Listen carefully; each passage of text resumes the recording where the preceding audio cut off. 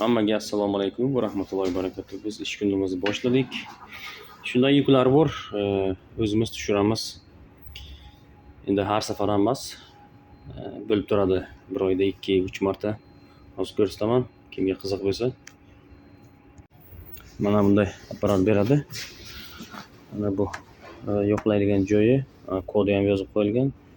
25-80 terasiz.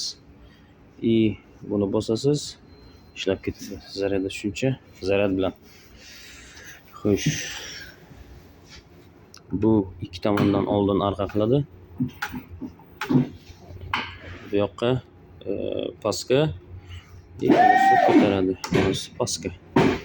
Bunday qilib sekin-sekin bunday joylari ham bor.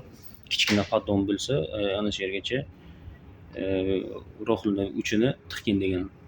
Bu yog'igacha uch tiqish mumkin emas. Keyingi paddonni sindirib tashlash mumkin. Bismillah. Perchatkimizga e'tibor bermaysizlar. Perchatkamiz asl рабочий perchatka. Yana ozgina. Bo'ldi. Endi bunday qilib ko'taramiz.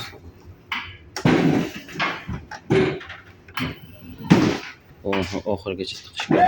Chunki ikkitalik paddon olyapmiz. Bittalik paddonga shunday bu kichkina paddonchalar. Mana kichkina paddonchalar sokmi nima ichiga, detskiy sok ichiga tushirib bo'ldik. Ana bu sklad. Ana shu yerga tushiramiz.